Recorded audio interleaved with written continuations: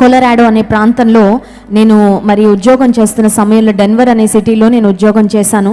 Long weekends వచ్చినప్పుడు అక్కడున్న ప్రకృతి మరి రమణీయమైన దృశ్యాలు చూడడానికని ఒకసారి ఒక ప్రాంతానికి వెళ్ళాం.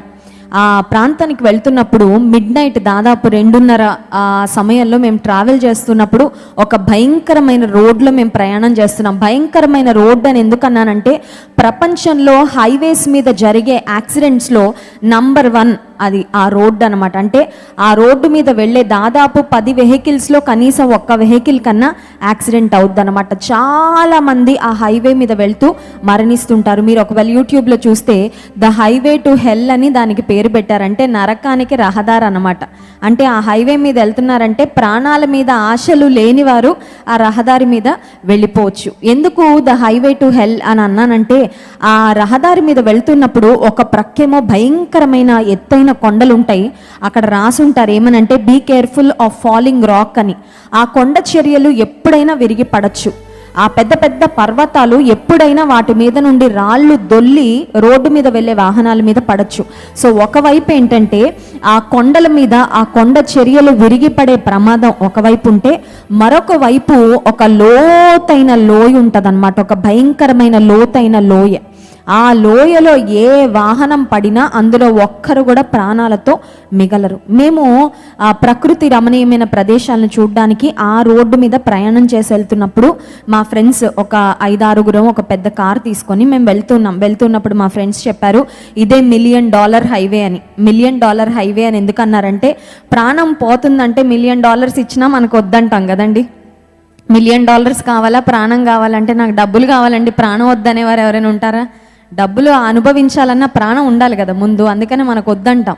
సో ఆ హైవేని $1 మిలియన్ హైవే అంటారు, ఆర్ హైవే టు హెల్ అంటారు. సో ఆ రోడ్డు మీద వెళ్తూ ఉన్నాము. ఆ సమయంలో అదిగోండి ఎగ్జాక్ట్గా అదే రోడ్డు అనమాట.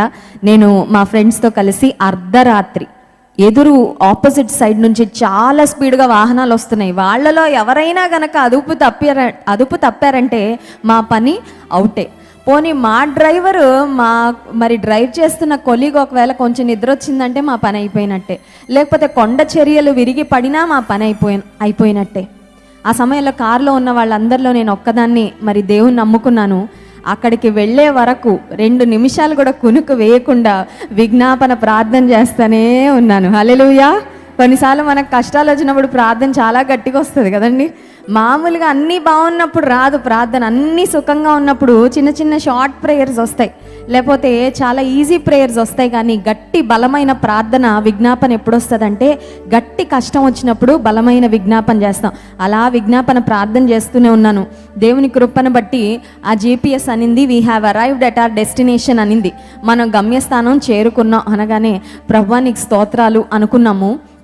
అక్కడ మేము ఒక రిసార్ట్లో అక్కడ మేము రూమ్స్ తీసుకున్నాం అనమాట. ముందే ప్రీ బుకింగ్ చేసుకున్నాం. ఇంకా కారు దిగుదాం అనుకునే సమయానికి ఎదురుగా ఒక బోర్డు కనబడింది అనమాట. ఆ బోర్డు మీద ఏమని రాసిందంటే బీ వేర్ ఆఫ్ బేర్స్ అని రాసిందంటే ఇక్కడ ఎలుగుబంట్లు ఉంటాయి, ఎలుగుబంట్లతో జాగ్రత్త అని. అంటే ఎలా ఉందంటే ఒక పెద్ద ప్రమాదాన్ని తప్పించుకొని వస్తే ఎదురుగా ఇంకోటి స్వాగతం పలుకుతున్నట్లుగా ఉందన్నమాట. అయితే దేవుడు ఒకటే ధైర్యం ఇచ్చాడు. ఈ ప్రయాణంలో ఈ మార్గంలో నడిపించి క్షేమంగా గమ్యస్థానానికి చేర్చిన దేవుడు ఇక్కడ ఉండే సమయంలో కూడా ఖచ్చితంగా మమ్మల్ని కాపాడతాడు అనే ధైర్యంతో ప్రభు మీద భారం వేసి ముందుకు వెళ్ళాను. ఎందుకు ఈ మాటలు చెప్తున్నానంటే దేవుడు మనకు బలమైన ఆశ్రయముగా ఉండేవాడు, మనకి సహాయం చేసేవాడు. మరణము తప్పించుట ప్రభు అయిన యెహోవా వశం. ఈ ప్రపంచంలో అనేక రకాలైన భయాలు మనిషిని వెంటాడుతుంటాయి. కొంతమందికి హైడ్రోఫోబియా అని ఉంటుంది, తెలుసా అండి? హైడ్రోఫోబియా అంటే నీరంటే భయం, నీటిని చూస్తే భయం, సముద్రాన్ని చూస్తే భయం, లేకపోతే సరస్సులను చూస్తే భయం. ఎక్కడైనా ఎక్కువ నీరు కనబడగానే వారు వణికిపోతూ ఉంటారు, ఇంకా ఆ ప్రాంతంలో నిలబడలేరు. కొంతమందికి ఎత్తులంటే భయం ఉంటుంది అనమాట. They are afraid of heights. ఎత్తైన ప్రాంతాలకు వెళ్తే వారికి భయం వేసేస్తూ ఉంటుంది. కొంతమందికి చీకటి అంటే భయం. రకరకాల భయాలు ఈ ప్రపంచంలో ఉన్నాయి, కానీ అన్ని రకాల భయాల్లో ఒక భయంకరమైన భయం ఉంది. ప్రతి మనిషిని సవాలు చేసే భయము. ఆ భయం ఏంటంటే మరణ భయము. మరణ భయము నాకు రాలేదు అన్న వాళ్ళు ఎవ్వరూ ఉండరు. ప్రతి ఒక్కరికి మరణ భయం ఏదో ఒక సమయంలో వస్తుంది. బ్రతికినంత కాలం రాకపోయినా మరణించే సమయంలో అయినా ఖచ్చితంగా మరణ భయం వస్తుంది. ఒక 100 సంవత్సరాల బామ్మను పరలోకానికి వెళ్ళడానికి రెడీ అంటే ఇంకొంతకాలం ఉంటే బాగుండు అనిపిస్తుంది అంటది. ఎందుకంటే పరలోకానికి వెళ్ళడానికి బాధ కాదు, కానీ మరణం అంటే భయం. మరణం అంటే భయం.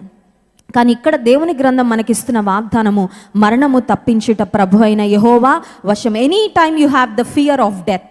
డెత్ ఎలాగైనా రావచ్చు కదండి. మరణం ఎలా అయినా రావచ్చు. ఒక వ్యాధి ద్వారా రావచ్చు, ఒక యాక్సిడెంట్ ద్వారా రావచ్చు, లేకపోతే ఇంకా ఏ రకంగా అయినా మరణం అనేది రావచ్చు. కొంతమంది ఏ కారణం లేకుండా పడక మీద నిద్రపోతూ నిద్రలో కూడా ప్రాణం పోయేవారు చాలామంది ఉంటారంట. అయితే దేవుని బిడ్డలంగా ఒక విషయం మనం జ్ఞాపకం ఉంచుకోవాలి. అది ఏంటంటే దేవుడు మన తల వెంట్రుకలను కూడా లెక్కించాడు. మన తల వెంట్రుకలలో ఏ ఒక్కటి కూడా ఆయన అనుమతి లేకుండా నేల రాలదు. కనుక ఆయన అనుమతి లేకుండా మన ప్రాణాన్ని ఎవ్వరూ తీయలేరు. హల్లెలూయా. నీ ప్రాణము దేవుని చేతిలో సురక్షితంగా ఉంది. As long as God wants you to live, you are going to live. దేవుడు నీకు ఎంతకాలం ఆయుష్ ఇచ్చాడు అంతకాలం ఎన్ని ఆపదలు అపాయాలు వచ్చినా అవి ఎలా వస్తాయో అలాగే వెళ్ళిపోతుంటాయి. ఒకసారి చిన్న వీడియో క్లిప్ చూద్దాం. కొన్ని ప్రమాదాలు కొంతమంది జస్ట్ త్రుటిలో తప్పించుకుంటున్నవారు.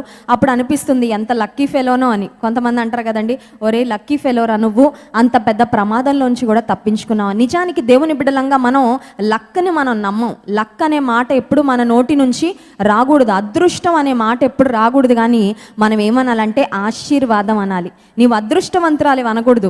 నీవు ఆశీర్వదించబడిన దానవు. దేవుని కృప నీ మీద ఉంది, దేవుని దయ నీ మీద ఉంది, దేవుని అనుగ్రహం నా మీద ఉందని చెప్పాలి. కానీ నేను చాలా అదృష్టవంతురాలిని అనే మాట ఎప్పుడు మనం చెప్పకూడదు. దేవుని కాపుదల, దేవుని భద్రత మన పక్షంగా ఉన్నంత కాలము వీఆర్ సేఫ్. ఇంకోటి కూడా గుర్తుపెట్టుకోవాలి. అదేంటంటే దేవుడు మనల్ని పిలిస్తే మనం ఎంత ఉండాలన్నా ఉండలేం. అది కూడా గుర్తుపెట్టుకోవాలి. దేవుడు మనల్ని పిలిచినప్పుడు మన చుట్టూ ఎంతమంది ఉన్నా మనం అందరికీ సెండ్ ఆఫ్ చెప్పి వెళ్ళిపోవాల్సిందే. మనం ఎన్ని జాగ్రత్తలు తీసుకున్నా దేవుని నిర్దిష్టమైన సమయం వచ్చినప్పుడు ఖచ్చితంగా మనం ఫేర్వెల్ తీసుకోవాల్సిందే. సో మనం గుర్తుపెట్టుకోవాల్సింది ఏంటంటే our life is in God's hands. మన జీవితం ఎవరి చేతిలో ఉంది? దేవుని చేతిలో ఉంది. We are safe in the hands of God. దేవుని హస్తాలను గురించి జాన్ వెస్లీ గారు కూడా మరి ఒక ప్రసంగం చెప్పారు. దేవుని హస్తాలు బలమైన హస్తమని, దేవుని హస్తము శూరకార్యములు జరిగించే హస్తము, దేవుని హస్తము దక్షిణ హస్తమని, ప్రభావ బలములు కలిగిన హస్తము దేవుని హస్తమని. దేవుని హస్తంలో నీవు నేను ఉంటే ఇంకా భయపడాల్సిన అవసరము లేనే లేదు. కనుక ఈ రాత్రికాల సమయంలో దేవుని ప్రజలంగా ఈ మాటను మన హృదయాల్లో రాసి పెట్టుకోవాలి. ఇది మనకు తెలియదని నేను చెప్పడం లేదండి, but this is just a gentle reminder. కొన్నిసార్లు మనకు అన్నీ తెలుసు కానీ మళ్ళీ మనకు రిమైండర్ కావాలి. అవునా కదా? కొన్నిసార్లు మనకు అన్నీ తెలుసు కానీ మనకు మళ్ళీ వాటిని జ్ఞాపకం చేస్తూ ఉండాలి. ఎందుకంటే పరిస్థితులు కొన్నిసార్లు మనకు తెలిసిన వాటన్నిటినీ డిమ్ చేసేస్తూ ఉంటాయి అన్నమాట. చూడండి, కారు మీద గ్లాస్ ఉంటుంది. ఆ గ్లాసు మనకి సొంత కారు కానీ వాహనాలు కానీ ఉంటే మనం రోజు దాన్ని తుడుచుకుంటూ ఉంటాం. ఎందుకు? దాని మీద ఏదో ఒక దుమ్ము పడిపోయి ఆ గ్లాస్ వ్యూ మనకి బ్లర్ అయిపోతుందని. కొన్నిసార్లు మనకి వాక్యం తెలుసు, దేవుడు అంటే విశ్వాసం ఉంటుంది, దేవుని మీద ప్రేమ ఉంటుంది, దేవుని బట్టి ధైర్యం తెచ్చుకోవాలని తెలుసు. కానీ కొన్నిసార్లు పరిస్థితుల ప్రభావం, మనం చూస్తున్న వాటి యొక్క ప్రభావం మన మనసు మీద పడి కొన్నిసార్లు బ్లర్ అయిపోతూ ఉంటుంది అనమాట. కొన్నిసార్లు మన కళ్ళు బ్లర్ అయిపోతుంటాయి. కళ్ళు బ్లర్ అనగానే వెంటనే మరి ఆప్టికల్ షాప్కి వెళ్ళి కళ్ళజోడు మరి తెచ్చుకుంటాం, లేకపోతే ఐ స్పెషలిస్ట్ దగ్గరికి వెళ్ళి, ఆప్థమాలజిస్ట్ దగ్గరికి వెళ్ళి కళ్ళజోడు తెచ్చుకుంటాం. I'm not talking about the physical side, but I'm talking about the spiritual side. అసలు ఎందుకు పుట్టాం, ఎందుకు బ్రతుకుతున్నాం మర్చిపోతాం. ఏం చూడాలో చూడం, ఏం చూడకూడదో అది చూస్తుంటాం. అవునా కదా? ఏది చూడకూడదో అదే చూస్తుంటాం, ఏది చూడాలో అది చూడం. ఒక భక్తుడు అన్నాడు, కౌంట్ యువర్ బ్లెస్సింగ్స్ అని. నీకు దేవుడిచ్చిన ఆశీర్వాదాలు లెక్క పెట్టుకుంటా వెళ్ళు, అప్పుడు నీ హృదయం కృతజ్ఞతతో నిండిపోయి నువ్వు ఎంత చక్కగా దేవుని కోసం బ్రతుకుతావని. కానీ చాలాసార్లు మన ఆశీర్వాదాలు చూడడం, వాటిని లెక్క పెట్టుకోం. మనకి ఏది లేదో అదే చూస్తుంటాం, ఏది కష్టమో అదే చూస్తుంటాం, ఏది నష్టమో అదే చూస్తుంటాం, ఏది బాధో అదే చూస్తుంటాం. నీకు దేవుడిచ్చిన 99 ఆశీర్వాదాల గురించి పక్కన పెట్టేసావు, నీకు ఒక్క కష్టం వచ్చింది, దాన్నే భూతద్దంలో పెట్టి చూస్తున్నావు. అంటే ఏమైపోయిందంటే నీ విజన్ బ్లర్ అయిపోయింది అనమాట.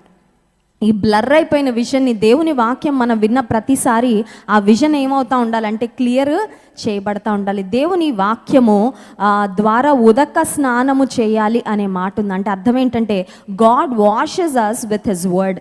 ఈ వాక్యం ద్వారా మనల్ని కడిగేస్తూ ఉంటాడు. ఎలాగైతే బట్టలు వాషింగ్ మెషిన్లో వేసి ఉతికినప్పుడు స్టెయిన్స్ అన్ని పోతూ ఉంటాయో మన మనసును, మన మనస్సాక్షిని దేవుడు కడుగుతుంటాడు. ఈ రాత్రికాల సమయంలో ఏ భయముతో నీవున్నా, ప్రాముఖ్యంగా ఒకవేళ మరణ భయంతో ఉన్నట్లయితే దేవుడు మనకిస్తున్న వాగ్దానము, మరణము తప్పించుట ప్రభు అయిన యెహోవా వశం. మరణము తప్పించడం మన వశం కాదు, మరణం తప్పించుట డాక్టర్స్ వశం కూడా కాదు, వారు ప్రయత్నం వరకే చేస్తారు. కానీ మరణము తప్పించుట యెహోవా వశము. ఆయన మన పక్షమున పూర్ణ రక్షణ కలుగచేయు దేవుడు. దేవుడు చేసే ప్రతి కార్యం కూడా పరిపూర్ణంగా ఉంటుంది. హల్లెలూయా. దేవుడు ఏ పని కూడా ఇన్కంప్లీట్గా చేయడండి. ఇప్పుడు స్త్రీలు కిచెన్లోకి వెళ్ళి సగం వంట చేసి వచ్చారనుకోండి కిచెన్లోంచి, అది ఎలా ఉంటుంది? వామిటింగ్ వస్తుంది అది తింటే ఎవరైనా, అంతే కదా. సగం ఉడికి సగం కలిపి అలాగా స్టవ్ మీద పెట్టి తీసుకొచ్చి డైనింగ్ టేబుల్ మీద పెట్టారంటే అది అపరిపూర్ణంగా, సంపూర్ణంగా ఉండదు. దేవుడు చేసే ఏ కార్యమైనా సరే అది కంప్లీట్గా ఉంటుంది. దేవుడు నీకు ఇచ్చే స్వస్థత, దేవుడు నీ పట్ల చేసే మేలు ఒకవేళ ఆలస్యం అవ్వచ్చేమో, కానీ ఆయన ఏ కార్యం మొదలు పెట్టాడో ఆ కార్యాన్ని ఆయన పరిపూర్ణము చేస్తాడు. నీ కాపుదల విషయం, నీ భద్రత విషయం కూడా గాడ్ టేక్స్ కంప్లీట్ రెస్పాన్సిబిలిటీ. దేవుడు పరిపూర్ణమైన బాధ్యత తీసుకుంటాడు. ఎప్పుడు మన బాధ్యత ఆయన మీద వేసినప్పుడు, అయ్యా నా బాధ్యత నీకు అప్పగిస్తున్నానని నువ్వు చెప్తే మనం చెప్పాం. మనం ఏమనుకుంటాం కొన్నిసార్లు, నా బాధ్యత, నా బరువులు నేనే మోసుకుంటానయ్యా, నాకు కొంచెం బలం ఉందిలే, నేను మోస్తానులేను. ఎప్పుడు దేవుడి మీద వేస్తామంటే ఇంక ఈ రెక్కలన్నీ ఇంకా శక్తి లేకుండా, ఇంకా నడవలేక ఒక్క అడుగు వేయడానికి ఔన్స్ ఆఫ్ ఎనర్జీ కూడా లేనప్పుడు ఇప్పుడు వేస్తానయ్యా నీ మీద. దేవుడు అంటాడు, నువ్వు అలిసిపోయేదాకా మోయకు నీ భారాలు నాకు ఇచ్చేయి, నీ భయాలు నాకు ఇచ్చేయి. Give me your fears, give me your insecurities, give me your troubles, give me your pain. I will give a substitute. నేను వాటికి బదులుగా నీకు ఆనందాన్ని ఇస్తాను, ధైర్యాన్ని ఇస్తాను, నెమ్మదిని ఇస్తాను, నా సంతోషాన్ని మీ హృదయాల్లో నింపుతాను. కనుక ఈ రాత్రికాల సమయంలో దేవుడిసిన వాగ్దానము, మరణము తప్పించుట ప్రభు అయిన యెహోవా వశము. కనుక మన హృదయాల్లో ఒకవేళ మరణ భయం ఉన్నట్లయితే యేసు నామములో ఆ మరణ భయము పోవునుగాక. ఆమేన్. గట్టిగా చెప్పాలి, ఎందుకంటే ఆమెను అనకపోతే అపవాది ఇంకా అక్కడే ఉంటాడు లోపల. యేసు నామములో మరణ భయము పోవునుగాక. ఆమేన్.